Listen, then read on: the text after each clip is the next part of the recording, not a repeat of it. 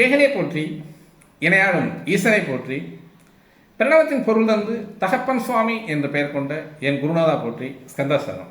ஏனையர்களே, எல்லோரும் சுகமாகவும் சந்தோஷமாகவும் இருக்கிறீர்களா? கண்டிப்பாக இருப்பீங்க, இருக்கலாம். எல்லோருமே மனசுக்கு நிம்மதியாக வாழ கற்றுக்கலாம். அதுவே வாழ்க்கையின் மிக அருமானது. இந்த பதிவில் நம்ம லக்ன பாவத்தையும் இரண்டாம் பாவத்தையும் எடுத்து அதில் மாந்தி அப்படின்னு சொல்லக்கூடிய குழிகை, அதாவது குழிகன் அப்படின்னு சொல்லுவோம். அந்த குழிகன் அப்படின்னு சொல்லக்கூடிய மாந்தி உட்காந்தா எந்த மாதிரியான ஒரு பலன்களை தருவார் அப்படின்றத நம்ம பார்க்கலாம். பொதுவாக லக்னம் அப்படின்னு சொல்லக்கூடியது என்ன அப்படின்னு பார்த்தோம்னா முதல் பாவம் அப்படின்னு சொல்லுவோம். முதல் பாவம் அப்படின்னு சொல்லக்கூடியது ஜாதகருடைய தன்மையை சொல்லக்கூடியது அப்படின்றது. குணம், தோற்றம், அவருடைய உயரம், அவருடைய பிறப்பு நிலை அப்படின்றது. அதாவது உயர் குணத்தில் பிறந்திருக்காரா, தாழ்ந்த குணத்தில் பிறந்திருக்காரா அப்படிங்கிறதுலாம் லக்னம் சொல்லக்கூடிய ஒரு அமைப்பு. அது ஒவ்வொரு லக்னத்திற்குமான ஒவ்வொரு சிறப்பு உண்டு. மேஷம்னா கொஞ்சம் கோபக்காரது, முன்கோபி, கொஞ்சம் ஆள் ஸ்டவுட்டாக இருப்பார். இயற்கையான அழகு, அதாவது அலங்காரம் செய்து கொள்ளாத இயற்கை அழகு அப்படின்னாலே அது கத்துமஸ்தான் உடலோடு சேர்ந்து மேசராசியாக இருந்தாலும் சரி, மேச லக்னமாக இருந்தாலும் சரி, அது இயற்கையான அழகு அப்படின்னா பார்த்தோன்னே டக்குன்னு சொல்லக்கூடியது அந்த மேஷத்தினுடைய தனித்தன்மை. அடுத்த ரிஷபம் வருது அப்படின்னா அந்த ரிஷபத்தில் அமைதியானவங்க, ரொம்ப பொறுமையானவங்க, நிதானமானவங்க அப்படிங்கிறது ரிஷபத்திற்கான ஒரு அழகு. மிதுனம் அப்படின்னு சொல்லக்கூடியது இரட்டை, அதாவது கம்யூனிகேஷன் அப்படின்னு சொல்லக்கூடியது இரட்டைத்தன்மை உள்ளவர்கள். ஒரு நேரம் நல்லா இருப்பாங்க, ஒரு நேரம் கொஞ்சம் அவங்களுடைய குணத்திலேருந்து மாறி இருப்பாங்க. அதே மாதிரி எல்லா விதத்துலேயுமே கெட்டிக்காரத்தன்மையில் இருக்கக்கூடியவங்க. அந்த கெட்டிக்காரத்தன்மையிலேருந்து அவங்கள மாற்ற முடியாது. அல்லது அவங்ககிட்ட போனால் நம்ம தான் போய் சிக்கிங்கன்னா அவங்க சிக்க மாட்டாங்க. எந்த விஷயத்துலையுமே அலங்காமல் அவங்க தப்பிச்சு போயிடுவாங்க. மற்றவங்களை சிக்க வச்சுட்டு தப்பிச்சு போகிறது மிதுனம் கெட்டிக்காரர்கள் அப்படின்ற மாதிரியான ஒவ்வொரு நிலைப்பாடு அப்படின்றது ஒவ்வொரு லக்னங்களுக்கும் இருக்கும். ஆனால் அந்த லக்னத்தில் சுபகிரகங்கள் அப்படின்றது உட்கார்ந்ததுன்னா இன்னும் சிறப்பாக இருக்கும். பொதுவாக லக்னத்தில் புதன் குரு உட்காரக்கூடியது நல்ல ஒரு அமைப்பு அப்படின்னு சொல்லுவோம். அந்த இடத்துல அது அந்த கிரகங்கள் அப்படின்றது நல்ல பலத்தோடு உட்காரக்கூடிய ஒரு அமைப்பு அப்படின்றது திக்பலம் அப்படின்னு சொல்லுவாங்க. அந்த ஒரு அதாவது அதுக்கு பேர் டைரெக்ஷனல் ஸ்ட்ரென்த் அப்படின்னு சொல்லக்கூடிய திக் பலத்தில் உட்காரக்கூடிய ஒரு அமைப்பு அப்படின்றது புதன் குரு ரெண்டு பேருமே லக்னத்தில் உட்காந்தாங்கன்னா நல்லா இருக்கும். இதில் வேறு கிரகங்கள் உட்காருது, சுக்கிரன் உட்காருது. இப்போ சுக்கிரன் ஒரு லக்னத்தில் உட்காருன்னு வச்சுக்கோமே. உதாரணமாக மேஷ லக்னத்தில் சுக்கிரன் உட்காருது. இங்கே ரெண்டு தன்மையுமே இருக்குது. மேஷம் அப்படின்றது முழுமையான ஆண் தன்மை உள்ளது, கம்பீரம் உள்ளது, வீரம் உள்ளது, எதையுமே எதிர்கொள்ளக்கூடிய ஒரு அமைப்பாக நிற்கக்கூடிய ஒரு லக்னத்தில் சுக்கிரன் அப்படின்னு சொல்லக்கூடிய பெண் கிரகம் போய் உட்காருது. இப்போ என்ன பண்ணோம் அப்படின்னா அனுசரித்து போகக்கூடிய ஒரு அமைப்பு.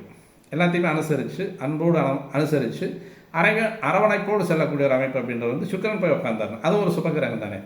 இப்போ மேஷத்தில் சனி உட்காருது அப்படின்னா பொதுவாக அந்த இடத்துல சனி நீச்சமாயிரும் அப்படின்னு சொல்லுவாங்க. இருந்தாலும் சனியினுடைய தன்மை அப்படின்றது செவ்வாயோடு, அதாவது செவ்வாயினுடைய போர் குணம், மூர்க்க குணம், அவசரத்தன்மை அப்படின்னு சொல்லக்கூடியது.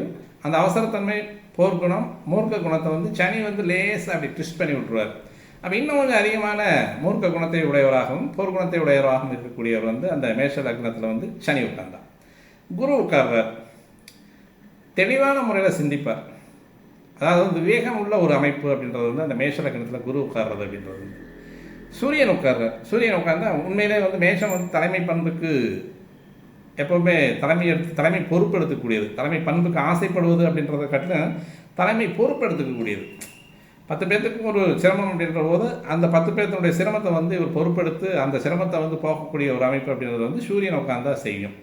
இப்போ இது மாதிரி ஒரு கிரகங்கள் அமரக்கூடிய அமைவு அப்படின்னு சொல்லக்கூடியலாம் அமர்வுல அந்த லக்னத்தினுடைய அமைப்பு அப்படின்றது ஒரு விதத்தில் அந்த அமர்ந்த கிரகங்கள், லக்னத்தில் அமர்ந்த கிரகங்கள், லக்னத்தை பார்த்த கிரகங்கள் அப்படின்றது. லக்னத்தில் அமர்ந்த கிரகங்களை காட்டிலும் பார்த்த கிரகங்களுடைய பாதிப்பு ரொம்ப அதிகமாக இருக்கும். இப்போ இதே சனியை 7ஆம் பார்வையாக லக்னத்தை பார்க்குறாரு. உதாரணமாக மேச லக்னம், மேச லக்னத்துக்கு 7ஆம் இடத்துல உச்சச்சனியாக இருந்து அந்த சனி அப்படின்னு சொல்லக்கூடியது லக்னத்தை பார்க்கக்கூடிய அமைப்புங்கிறது மிக கடுமையான பலன்களை தரக்கூடிய ஒரு அமைப்பாக இருக்கும். அது பாவ கிரகம், பாவி.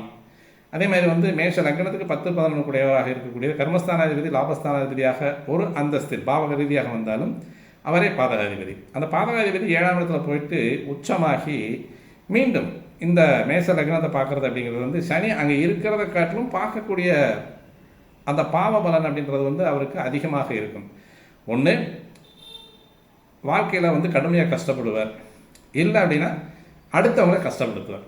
இது ரெண்டில் ஏதோ ஒன்று நடக்கும். ஏன்னா இந்த லக்னாதிபதியினுடைய நிலையை பொறுத்து அந்த மாதிரியான ஒரு நிலைப்பாடுகள் இருக்கும். இப்போ லக்னாதிபதியினுடைய 5-9 இருக்குது, இல்லை லக்னாதிபதி 8லேயே உட்காந்துறாருன்னா அடுத்தவங்க கஷ்டப்படுத்தக்கூடிய ஜாதகராக இருப்பார்.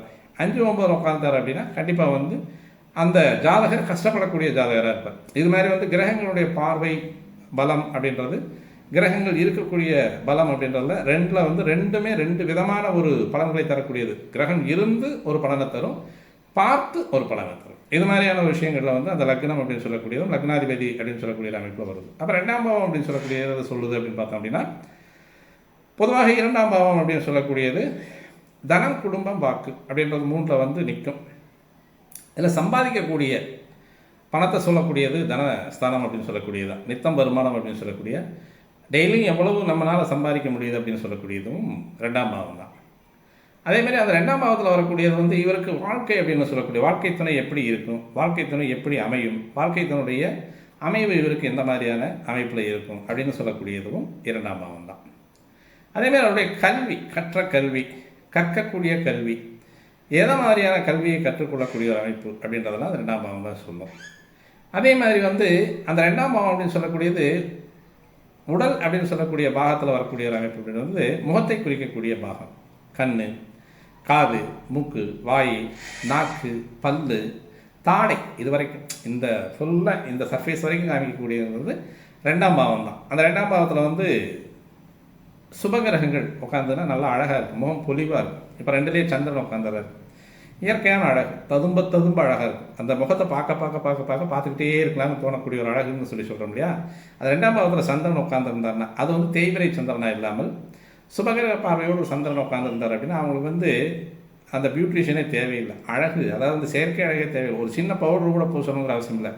அப்படியே ஒரு சிலருக்கெல்லாம் முகத்தை பார்த்தோம்னா ஒரு சின்ன மறு கூட இருக்காது, அப்படியே வளன்னு இருக்கும். அந்த முகம் வந்து 60 வயசுலேயும் வந்து அந்த அந்த ஜாஜ்வல்யம் அப்படின்னு சொல்லக்கூடியது இருக்கும். அதில் அந்த அந்த ஒரு ஒளி பொருந்திய முகம் அப்படின்னு சொல்கிறோம் இல்லையா. அந்த ஒளி பொருந்திய முகம் அப்படின்றது வந்து 60 வயசுலேயும் இருக்கும், 6 வயசுலேயும் இருக்கும். அது வந்து ஆண்களாக இருந்தாலும் சரி, பெண்களாக இருந்தாலும் சரி. சந்திரனுக்கு அந்த ஒரு சிறப்பான ஒரு அமைப்பு அப்படின்றது வந்து அந்த சந்திரனுக்கு மட்டும் இருக்குது. புதன் எப்போவுமே அந்த முகம் வந்து இளமை தோற்றத்தை கொடுக்கக்கூடியவனாக இருப்பேன் எப்போவுமே. அதாவது வந்து 70 வயசுலையும் பார்த்தோம்னா 6 வயசில் பார்த்தோம்னா அப்படியே அடையாளம் கண்டுபிடிச்சிட முடியும். 2ஆம் இடத்துல புதன் இருந்ததுன்னா 6 வயசில் பார்க்கக்கூடிய ஒரு அந்த ஜாதகரை 70 வயசில் பார்த்தோம்னா டக்குன்னு அடையாளம் கண்டுபிடிச்சிடலாம். சிலருக்கெல்லாம் முகம் மாறி போயிடும். புதன் இருந்தாருன்னா அந்த முகத்தோற்றத்தை அப்படியே கடைசி வரைக்கும் கொண்டு வந்துகிட்டே இருப்பார். அப்போ இதெல்லாம் இளமை காலத்தில் வந்து அவருக்கு என்ன முகத்தோற்றம் இருக்கோ அந்த முகத்தோற்றத்தை வந்து 70 வயசு அவருடைய வயோதிக காலம் வரைக்குமே அந்த முகத்தினுடைய அமைப்பை வந்து மாறாமல் வைத்திருக்கக்கூடியவர் வந்து புதன் 2ஆம் இடத்துல உட்காரக்கூடிய அமைப்பு. இப்போ இந்த மாதிரி சுபகிரகங்கள் அப்படின்னு சொல்லக்கூடியதெல்லாம் உட்கார்ந்தது அப்படின்னா வாய்ச்சொல் நல்லாயிருக்கும், தடிக்காது. செவ்வாய் உட்காந்தாருன்னா எடுத்தோடனே பேச்சு அடித்தடி கோபமான பேச்சுகள் தான் வரும். சனி உட்கார்ந்தார் அப்படின்னா பேசுறது வடிவேல் சொன்ன மாதிரி அறச்சொல்லா சொல்லாரா அப்படின்னு சொல்லுவாங்க இல்லையா. அப்போ 2ஆம் இடத்துல சனி இருக்கக்கூடியவங்க வந்து அறச்சொல்லா சொல்லிட்டு இருப்பாங்க. இட் மீன் வந்து இந்த சனி வந்து சுபத்தன்மையோடு இருந்தால் அறச்சொல் வராது, அது வேத வாக்காக வரும். அதே மாதிரி வந்து பாவத்தன்மையோடு உட்காந்துருந்தார் அப்படின்னா அவச்சொல் தான் வரும். அது வந்து அந்த கிரகத்தினுடைய அமைப்பை பொறுத்தும் உண்டு. அந்த கிரகம் இயற்கையாகவே பாவகிரகமாக இருக்கக்கூடிய ஒரு அமைப்பிலும் அந்த கிரகம் சுபத்தன்மை அப்படின்னு சொல்லக்கூடிய அமைப்பில் சுபபலம் பெற்று உட்காந்துருந்தார் அப்படின்னா அது சொல்லக்கூடியதெல்லாம் வேத வாக்காக வரும். அதேமாதிரி அந்த சனி வந்து பாவத்தன்மை இருந்தது அப்படின்னா பாவத்தன்மையோடு உட்காந்துருந்தாருன்னா கண்டிப்பாக அவர் சொல்கிறதெல்லாம் அறச்சொல்லாக வரும். பொதுவாக வந்து 2ஆம் இடத்துல சனி இருக்கிறவங்ககிட்ட நம்ம ஒரு வாக்கு வாங்கிக்க கூடாது. அந்த வாக்கு வந்து பலிதமாகும், அதிகமாக பலிதமாகும். அதை வந்து சொல்லுவாங்க இல்லையா, நாக்கு மச்ச நாக்குன்னு சொல்லுவாங்க இல்லையா. அந்த மச்ச நாக்கு அப்படின்னு சொல்லக்கூடியது ராகு 2ஆம் இடத்துல இருந்ததுன்னா அந்த நாக்கில் வந்து மச்சம், அந்த நாக்கில் வந்து அந்த ஒரு ஒரு பருவநலம் சொல்லுவாங்க இல்லையா, மறுகுள்ள நாக்கு அப்படின்னு சொல்லுவாங்க இல்லையா. அது மாதிரியான நாக்கெல்லாம் வந்து 2ஆம் பாவத்தில் ராகு இருந்தால் வரும். சனி இருந்ததுனாலும் அந்த கருநாக்கு அப்படின்னு சொல்லக்கூடிய ஒரு அமைப்பில் அது வந்து சேர்ந்துடும். அவங்ககிட்ட வந்து ஒரு சொல்லோ வாக்கோ வாங்கிடக்கூடாது. அது மாதிரியான ஒரு அமைப்பில் வந்து இந்த சுபகிரகங்கள் அல்லது பாவகிரகங்கள் உட்காரக்கூடிய அமைப்பை பொறுத்து 1ஆம் பாவம் 2ஆம் பாவம் செயல்படும் அப்படிங்கிறது வந்து எந்த விதமான சந்தேகங்கள். சரி, இதெல்லாம் வந்து சூரியன் முதல் சனி வரைக்கும் ராகு கேது வரைக்கும் நம்ம எல்லா கிரகங்களுமே உட்காரக்கூடிய அமைப்பு அப்படின்றதெல்லாம் நம்ம எல்லாம் பார்த்துக்கிறோம். ஆனால் பொதுவாக இந்த மாந்தி அப்படின்றத வந்து நம்ம கவனத்தில் எடுத்துக்க மாட்டேங்கிறோம். நிறைய சாஃப்ட்வேரில் வந்து மாந்திங்கிறது இல்லை அப்படிங்கிறது ஒரு விஷயம். இது வந்து சனியினுடைய துணைக்கோள். சனிக்கு பிள்ளை அப்படின்னு சொல்லுவாங்க, நீலனின் பிள்ளை, காரியின் பிள்ளை அப்படின்ற மாதிரியான நிறைய விஷயங்களை தான் சொல்லுவாங்க. இந்த மாந்தியினுடைய அமைப்பு அப்படின்னு சொல்லக்கூடியது எங்கே பேசப்படுது அப்படின்னா ராவணனுடைய மகன் இந்திரஜித்துடைய ஜாதகத்தில் தான் மாந்தியினுடைய சிறப்பு அப்படின்றது அப்போ இருந்து தான் அந்த மாந்தி அப்படின்றது வந்து கணக்கில் எடுத்துக்குது. அதாவது வந்து சனியினுடைய துணைக்கோல ராவணனுடைய காலத்திலிருந்து தான் எடுக்கிறார். ஏன்னா ராவணன் வந்து மிக மிக பெரிய ஒரு இந்த ஜோதிட சாஸ்திரத்தில் மகா வல்லமை பொருந்திய நிபுணன். சின்ன சின்ன நிபுணர்லாம் கிடையாது, வல்லமை பொருந்திய நிபுணன். அது 9 கிரகங்களையும் வந்து அவனுடைய கட்டுக்குள்ளே இருத்தி வச்சுருந்தவன். அதாவது வந்து படிக்கட்டுகளை போட்டு நடந்தான்லாம் சொல்கிறாங்க. அது அப்படி அல்ல, 9 கிரகங்களையும் மிக துல்லியமாகவும் நுணுக்கமாகவும் அறிந்து வைத்திருந்தவன். இவங்க இப்படி இருந்தால் இந்த மாதிரி வரும், இப்படி இருந்தால் வான் சாஸ்திரத்தில் வந்து மிக நிபுணத்துவம் வாய்ந்தவன் அப்படின்னு சொல்லக்கூடியது சகாதேவனுக்கு அடுத்தபடியாக நம்ம ராவணனை சொல்லலாம். அதாவது வந்து சகாதேவன் கூட கொஞ்சம் அப்படியே பிசகிட்டார். ஆனால் ராவணங்கிட்ட அந்த துல்லியமான கணக்குங்கிறது வந்து பிசகவே இல்லை. அதாவது வந்து இந்த கிரகம் வந்து இந்த பாகையில் நின்றால் இது இந்த பலனை செய்யும், அந்த கிரகத்தை வேறொரு கிரகம் பார்க்கக்கூடிய அமைப்பில் அந்த கிரகத்தினுடைய தன்மை மாறுபடும், இந்த கிரகம் வந்து இந்த கிரகத்தை தொடர்பு கொள்ளும் பொழுது இது மாதிரியான விஷயங்களெல்லாம் இந்த பலன்களை கொடுக்கும் அப்படின்றது வந்து மிக நிபுணத்துவமான ஒரு அமைப்பு. அதாவது வந்து அதில் வந்து எவ்வளோ ஒரு ஆய்ந்தறிந்து எடுத்துக்கொள்ள முடியுமோ அந்த அளவுக்குமான நிபுணத்துவம் அப்படின்னு சொல்லக்கூடிய மகா வித்வான் அப்படின்னு மகா வித்தகன் அப்படின்னு சொல்லக்கூடியது வந்து ராவணன் தான். அதில் அந்த நவகிரகங்களை அறிந்தவன். அவருடைய காலத்தில் தான் வந்து இந்த மாந்தி அப்படின்றத எடுத்துக்கொள்ளக்கூடிய ஒரு அமைப்பு எடுத்துக்கொள்ளப்பட்டது அப்படின்னு சொல்லலாம். காரணம், இந்திரஜித்தனுடைய ஜாதகத்தில் 9 கிரகங்கள் தான், 10ஆவதாக சேர்க்கப்பட்டவர் தான் மாந்தி. அவர் அந்த சனியினுடைய துணைக்கோள் அப்படின்னு சொல்லக்கூடிய அந்த மாந்தியை வச்சு தான் அந்த இந்திரஜித்தனுடைய இறப்பு அப்படின்னு சொல்லக்கூடியது வந்து நிர்ணயம் செய்யப்பட்டது. அப்போது அங்கே தான் வந்து அந்த மாந்தியை வந்து கண்டா பயந்துக்கிறாங்க. ஏன்னா ஒரு இறப்புக்கு காரணமானது. பொதுவாகவே மாந்தினால பிரேத தோஷம் அப்படின்னு சொல்லிடுவாங்க. அது எங்கேருந்து வருது அப்படின்னா மூலம் அப்படின்னு சொல்லக்கூடியது வந்து ராவணங்கிட்ட இருந்து தான் வருது. அவர் வந்து அவருடைய மகனை வந்து போருக்கு அனுப்பக்கூடியது, ராவணங்கிட்ட போருக்கு அனுப்பக்கூடிய நேரத்தில் இந்திரஜித் சொல்லிட்டு தான் போகிறார், நான் எப்படி இருந்தாலும் நான் திரும்பி வரமாட்டேன், இருந்தாலும் பிறன்மனை நீங்கள் வந்து நோக்காமல் இருக்கக்கூடியது பெரிய பேராண்மை அப்படின்னு சொல்லிட்டு தந்தைக்கு இப்படி ஒரு உபதேசம் சொல்லிட்டு போகக்கூடிய நேரத்தில் ராவணனுக்கு நல்லாவே தெரியும் இந்த குளிகனால் அந்த தன்னுடைய மைந்தனுக்கு வந்து ஆபத்து வரப்போகுதுங்கிறதும் தெரியும். தெரிஞ்சுமே அந்த ஒரு ஒரு ஈகோ தான் அது. அது வந்து அந்த மனதினுடைய ஒரு விடாப்பிடியான ஒரு அடுக்கு அப்படின்னு சொல்லக்கூடியது. அடுக்கு மீன் வந்து பெண்களால் வரக்கூடிய அடுக்கு இல்லை, அவங்களுடைய நான் என்னை விடவா மேலே அப்படின்ற மாதிரியான ஒரு அந்த ஈகோ தன்மை அப்படின்னு சொல்லக்கூடியது. அந்த தன்மையால் தான் தன்னுடைய தான் பெற்ற குழந்தையவே வந்து போருக்கு அனுப்பக்கூடியது. அந்த குழந்தைக்கும் தெரியும் நம்ம இறந்துருவோம்னு, அந்த ராவணனுக்கும் தெரியும் அது இந்த குளிகனால் நடக்க போகுது அப்படிங்கிறதும் தெரியும். பொதுவாக இந்த குளிகன் அப்படின்னு சொல்லக்கூடிய மாந்தியினுடைய நேரம் அப்படின்னு சொல்லக்கூடியது ஒரு காலத்தில் குறிப்பிட்ட நேரத்தில் ஒரு நாளில் வந்து குறிப்பிட்ட கால அவகாசத்தில் வரும். ஒரு மணி நேரத்துலேருந்து 1.5 மணி நேரம் வரும். அந்த 1.5 மணி நேரத்தில் வந்து சுபகாரியங்கள் வந்து அதிகமாக செய்யலாம், அசுபகாரியங்கள் அப்படின்னு சொல்லக்கூடியது பாவகாரியங்களை வந்து தவிர்க்கக்கூடிய ஒரு அமைப்பு. சுபகாரியங்கள் அப்படின்றது வந்து கடன் கொடுக்கலாம், கடன் வாங்கக்கூடாது. அதே மாதிரி வந்து பெண் பார்க்க போகலாம்ங்கிறது வந்து ஆகாது, அடிக்கடி பெண் பார்க்க போகக்கூடிய ஒரு அமைப்பு. கடனை அடைக்கலாம், அந்த நேரத்தில் வந்து ஒரு கடனை அடைச்சோம்னா கடன் அடைஞ்சு போயிடும், கடன் அடைஞ்சிடும். கடன் கொடுக்கலாம், கடன் வாங்கக்கூடாது. அதாவது கடனை அடைக்கிறதும் கடன் கொடுக்கறதும் அப்படின்றது 2 விதமான ஒரு விஷயத்தை எடுத்துக்கலாம். ஆனால் கடன் வாங்குவது அப்படின்றது குளிகை நேரத்தில் வாங்கக்கூடாது. வாங்கினீங்கன்னா அடிக்கடி மீண்டும் கடன் வாங்க வேண்டிய ஒரு அமைப்பாக இருக்கும். அதேமாதிரி ஒரு பூஜை போடுறோம், ஒரு நல்ல காரியத்துக்காக ஒரு பூஜை போடுறோம், ஒரு வீடு கட்டுறதுக்கு ஒரு பூஜை போடுறோம். அந்த நேரத்தில் வந்து கொஞ்சம் குளிகன் வந்து எட்டி பார்க்குற அந்த நேரத்தில் வந்து கௌரியில் வந்து நமக்கு வந்து சித்த யோகம் இல்லை, அமிர்த யோகம் இல்லை. அந்த நேரத்தில் வந்து லேசாக குளிகன் வந்து எட்டி பார்க்குறது, அது அமிர்த யோகம் முடிஞ்சு சித்த யோகத்துக்கு முன்னால் குளிகன் வந்து எட்டி பார்க்கறதுனால ஒன்றும் பிரச்சனை இல்லை. அது மாதிரி ஏன்னா அடிக்கடி வீடு கட்டலாம், அடிக்கடி நிலம் வாங்குறது, கையெழுத்து போடுறது, ஒருத்தருக்கு பணம் கொடுக்குறது கையெழுத்து போடுறது, ஒருத்தருக்கு நல்ல காரியம் செய்கிறதுக்கு வந்து ஒரு அக்ரிமெண்ட்டில் வந்து சைன் பண்ணுறதுங்கிறதுலாம் குளிகன் நேரத்தில் வந்து செஞ்சால் மீண்டும் மீண்டும் அந்த காரியங்கள் தடையில்லாமல் தங்குதடை இல்லாமல் நடந்துக்கிட்டே இருக்கணும் அப்படிங்கிறது வந்து அந்த குளிகனுடைய மாண்பு. சரி, இது வந்து தொடர்ச்சியான நல்ல காரியங்களுக்கு குளிகை நேரத்தில் செய்யலாம். ஆனால் சனியினுடைய உபகோல் அப்படின்னு சொல்லக்கூடியது பொதுவாக ஜோதிட சாஸ்திரம் வந்து சனியின் மைந்தன் அப்படின்னு சொல்லிடுறோம். அப்போ அந்த சனியின் மைந்தன் அப்படின்னா தகப்பன் 8 அடி பாய்ஞ்சா புள்ள 16 அடி பாய்வார். அப்போது சனி வந்து பாவக்கோள் அப்படின்னா குளிகன் வந்து அவரோட 2 மடங்கு பாவக்கோளாக இருக்கணும் இல்லையா? அப்போது சனி அப்படின்னு சொல்லக்கூடிய பாவக்கோளுக்கு துணைக்கோள் அப்படின்னு சொல்லக்கூடியது அல்லது அவருடைய மைந்தன் அப்படின்னு சொல்ல ஜோதிட மொழியில் மைந்தன் அப்படின்னு சொன்னால் சனிக்கு மைந்தன் அப்படின்னு சொல்லக்கூடியவன் தகப்பனுக்கு மேலே கெடுதல் பண்ணக்கூடியவனாக தான் இருப்பான். அப்போ அங்கே அப்பா 8 அடி பாய்ஞ்சா புள்ள 16 அடி பாயும் அப்படின்றதுனால அந்த குளிகன் அப்படின்னு சொல்லக்கூடிய கிரகம் லக்கணத்துலேருந்து 12 இடங்களில் இருந்ததுன்னா அது எந்த மாதிரியான ஒரு பலன்களை கொடுக்கும் அப்படின்றது வந்து கொஞ்சம் பீதி வரத்தான் செய்யும். அதை எல்லாம் 12 பாவங்களையும் பார்த்துருவோம். 2 பாவமாக பார்த்துடலாம். இப்போ வந்து லக்ன பாவத்தையும் 2ஆம் பாவத்தையும் பார்த்துடலாம். இப்போ லக்னத்தில் வந்து குளிகன் நிற்கக்கூடிய ஒரு அமைப்பு அப்படின்றது வந்து பொதுவாக லக்னத்துக்கு கெடுகிரகம் அப்படின்ற அமைப்பில் வந்து நிற்கக்கூடாது. அது வந்து நல்லதல்ல அப்படின்னு நம்ம சொல்லுவோம். ஆனால் அந்த லக்ன பாவம் அப்படின்னு சொல்லக்கூடிய கேந்திரத்தில் ஒன்றா வருது, திரிகோணத்துலேயும் ஒன்றா வருது. அப்போ இந்த இடத்துல வந்து அந்த குளிகன் அப்படின்னு சொல்லக்கூடிய கிரகம் நிற்கும் பொழுது ஒரு அழகான பலனை சொல்கிறாங்க. அந்த லக்னத்தில் இருக்கக்கூடிய குளிகனாகப்பட்டது குருவுக்கு நிகராக, குருவுக்கு கூட சொந்த இடம் இருக்குது. இந்த குளிகனுக்கு சொந்த இடம் கிடையாது. அவருக்கு வந்து வக்கரம் அதிசாரம்லாம் கிடையாது, முன்னோக்கி பின்னோக்கியெல்லாம் கிடையாது. ஒரே இடத்துல உட்காந்து அவர் அப்படியே உட்காந்துருப்பார், பழையாராட்ட உட்காந்துருப்பார், வேறு எதுவுமே செய்ய மாட்டார். அப்போ ஏற்பட்டவர் வந்து லக்னத்தில் உட்காந்துட்டார் அப்படின்னா அவர் வந்து கொஞ்சம் ஒரு மாதிரி கெடுதலான பலனை செஞ்சுருவாங்கன்னா அப்படியெல்லாம் கிடையாது.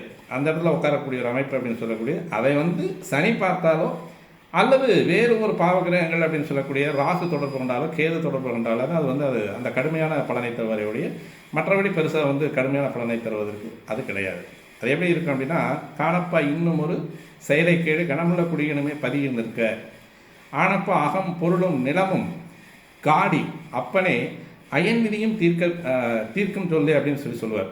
அதாவது வந்து காணப்பா இன்னும் ஒரு செயலை கேடு கனமுள்ள குடியினுமே பதியில் நிற்க, ஆனப்பா அகம் பொருளும் நிலமும் காடி அப்பனே அயன் விதியும் தீர்க்க சொல்லு அப்படின்னு சொல்லும். அதாவது வந்து இப்போ குளிகன் வந்து மாந்தியில் உட்காந்தது அப்படின்னா காணப்பா இன்னும் ஒரு செயலை கேடு கனமுள்ள குளிகனுமே பதியில் நிற்க அப்படின்றது.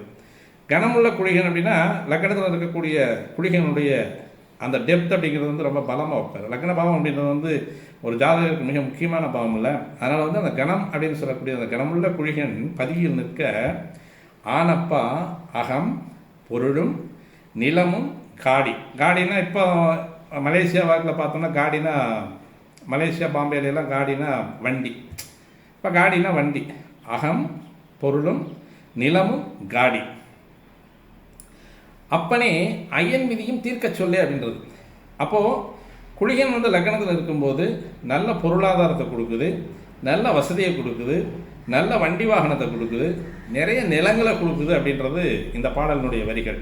அப்போது அந்த பாவகிரகம் அப்படின்னு சொல்லக்கூடிய கிரகமும் பிற பாவ கிரகங்களின் தொடர்பு இல்லாமல் லக்னத்தில் இருக்கும் பொழுது கண்டிப்பாக இப்போ வந்து எனக்கு சார் லக்னத்தில் மாந்தி நிற்குது, ஏதாவது பிரச்சனை வந்துடுமா, பிரேத தோஷம் இருக்குமோ, அது வந்து சிரமத்தை கொடுக்குமோனா அதெல்லாம் கிடையாது. அதுக்கு தான் இந்த வார்த்தைகள், இந்த 4 வரிகள் சொல்லக்கூடியது. காணப்பா இன்னும் ஒரு செயலை கேடு கனமுள்ள குடியினுமே பதியில் நிற்க, ஆனப்பா அகம் பொருளும் நிலமும் காடி அப்பனே அயன் விதியும் தீர்க்க சொல்லு அப்படின்னு சொல்லுது. அவனுக்கு விதியும் நல்லா இருக்குடா, தீர்க்கமான விதி, தீர்க்காயலாக இருப்பான் அப்படின்றத சொல்லுது. அப்போது சனி வந்து ஆயுள்காரகன் அப்படின்னு சொல்லக்கூடியவன் லக்னத்தில் இருந்தான், அந்த ஆயுள் தோஷன்றது வராது.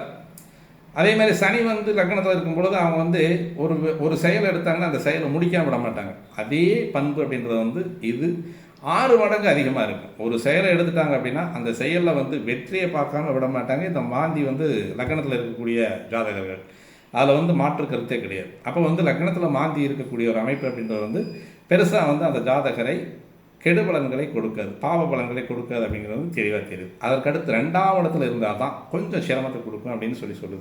கூணப்பா குடிகனுமே துதியில் நிற்க, கூணப்பா குடிகனுமே துதியில் நிற்க கொற்றவனே கலகனடா.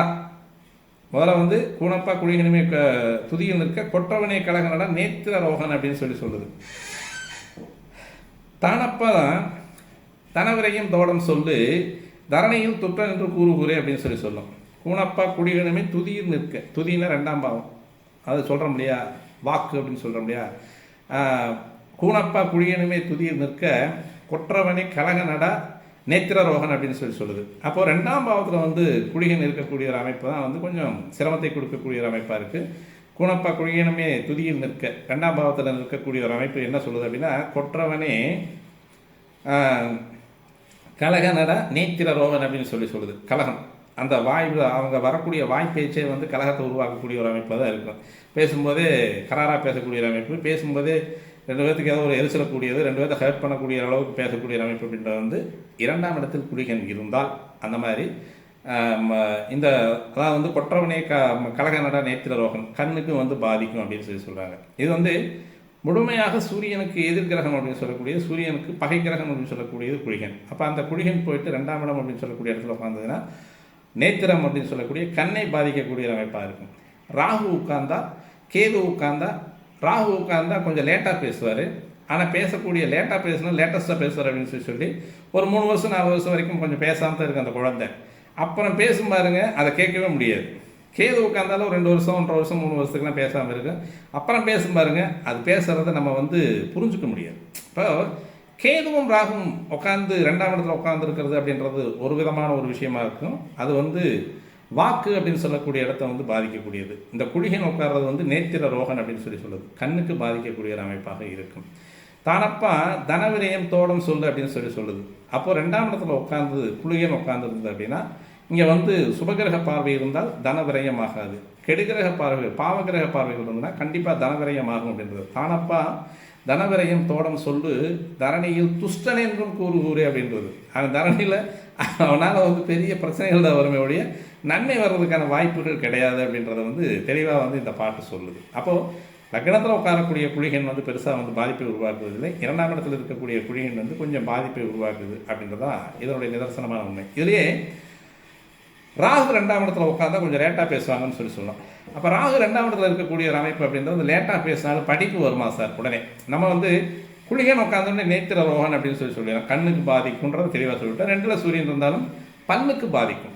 அதாவது ஒவ்வொரு கிரகங்கள் வந்து ஒரு இடத்துல உட்காரக்கூடிய ஒரு அமைப்பு அப்படின்றது வந்து ஒவ்வொரு உறுப்பை பாதிக்கக்கூடிய ஒரு அமைப்பு.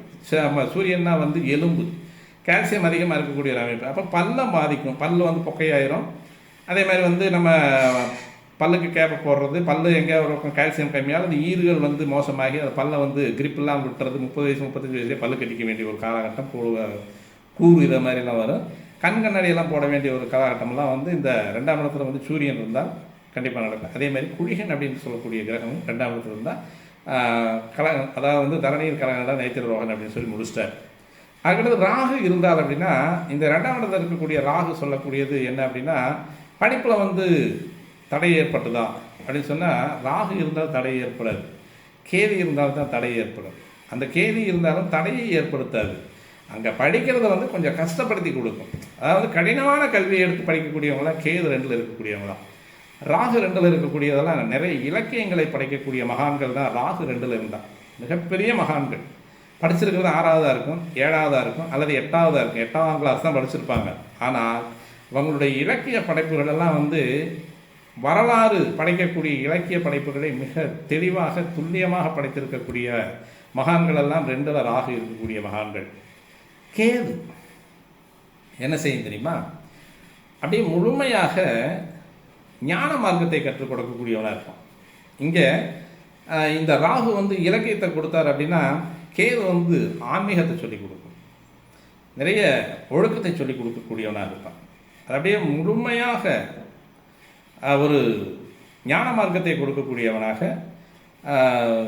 யோக நெறியை சொல்லக்கூடிய நூல்கள் அப்படின்னு சொல்லக்கூடியதெல்லாம் மார்க்கத்தை நோக்கி செல்லக்கூடிய மிகப்பெரிய நூல்களை எழுதக்கூடியவர்களெல்லாம் 2ல் கேது இருக்கும். உங்களுக்கு 2மே வந்து படிப்பு அதிகமாக தேவையில்லை. அதாவது வந்து கலை இலக்கியங்களை படிக்கிறதுக்கு வந்து 6ஆம் வகுப்பு 8ஆம் வகுப்பு படித்தவங்களே வந்து நிறைய கலை இலக்கியங்களை முடித்து நிறைய கொடுத்துருக்காங்க. அதில் வந்து முனைவர் பட்டம் வாங்கினது, அதே மாதிரி வந்து பெரிய பெரிய படிப்புகள்லாம் படிச்சுட்டு இலக்கியங்களை படைத்தவர்களும் உண்டு. படிப்பு அதிகமாக இல்லாமலே இலக்கியங்களை படைத்தவர்களும் உண்டு. இது ராகு 2ல் உட்காந்துருந்தான். அதே மாதிரி கேது 2ல் உட்காந்துருக்கும்போது தத்துவ ஞானிகளாக இருப்பாங்க. மிகப்பெரிய தத்துவத்தை அப்படியே அழகாக கொடுக்கக்கூடியவர்கள் வந்து, அதாவது கற்று தேர்ந்த, கற்று அறியக்கூடிய, கற்று கத்தரிக்கக்கூடிய மகா தத்துவங்களை கொடுக்கக்கூடிய மகான்கள் வந்து 2ல் கேது இருக்கக்கூடியவங்க. அப்போது 2ல் கேது இருந்தால் படிப்பில் தடை வருமானா? கிடையாது. படிப்பில் தடை வராது, தடை வரவே வராது. அந்த படிப்பை வந்து எவ்வளோ கஷ்டமான படிப்போ அதை எடுத்து படிக்கிறதுல அவங்களுக்கு வந்து கஷ்டம் கொடுக்கும், அவ்வளோதான், வேறு ஒன்றும் கிடையாது. தடைங்கிற வார்த்தை வந்து ராகு கேதுக்களுக்கு வந்து 2ல் மடை திறந்த வெள்ளம் போல் வரக்கூடியது. விகடகவியாக இருக்கிறவங்க வந்து 2ல் ராகு இருக்கக்கூடியவங்கள விகடகவி. அடுத்தவங்கள பேசும்போதே ஹர்ட் பண்ணி தான் பேசுவாங்க. அந்தளவுக்கு டைமிங் ஜோக், பட்டு பட்டு பட்டு பட்டு பட்டு பட்டு பட்டுன்னு அடிச்சுட்டு போயிட்டே இருப்பாங்க. 2ல் கேது அதே டைமிங் ஜோக் தான், அதே டைமிங் சென்ஸில் தான் அடிக்கும். ஆனால் அதை வந்து சிரிக்க வைக்கும். பலரை கலகலகலகலன்னு சிரிக்க வைக்கிறான்னா அந்த டைமிங்கில் வந்து சென்ஸ் ஆஃப் டைமிங் ஜோக் அடிக்கிறான் அப்படின்னா அவனுக்கு 2ல் கேது இருக்குது அப்படின்னு அர்த்தம். சென்ஸ் ஆஃப் டைமிங்கில் ஜோக் அடித்து அடுத்தவங்களை ஹர்ட் பண்ணுறான் அப்படின்னா அவங்களுக்கு வந்து ராகு இருக்குது அப்படின்னு அர்த்தம். இவ்வளோதான். இந்த 2ல் ராகு கேதுக்கள் குழிகன் அப்படின்னு சொல்லக்கூடிய பாவிகள் உட்காரக்கூடிய ஒரு அமைப்பு அப்படின்றது வந்து 2ஆம் பாவத்தில் கொஞ்சம் குழிகன் உட்காந்தா சிரமத்தை கொடுக்கும். ராகுக்கு எதுக்கு உட்காந்தா படிப்பில் கொஞ்சம் லேட்டானாலும் அவங்க லேட்டஸ்ட்டாக படித்து நல்ல உயர்வான கல்வியை, உயர் இலக்கியங்களை படைக்கக்கூடியவர்கள், 2இல் ராகு அமர்ந்தவர்கள், உயர்ந்த கொள்கையை சொல்லக்கூடியவர்கள், உயர்ந்த ஞானத்தை கொடுக்கக்கூடியவர்கள், உயர்ந்த தத்துவத்தை கொடுக்கக்கூடியவர்கள், 2இல் கேது அமர்ந்தவர்கள் அப்படிங்கிறத நம்ம தெளிவாக ஞாபகத்தில் வச்சுக்கிட்டோம்னா நம்மளுடைய ஜாதகத்தில் இருக்கக்கூடிய கிரக அமைவுகள் என்ன அப்படிங்கிறத நம்ம தெரிஞ்சுக்கலாம். நன்றி, வணக்கம்.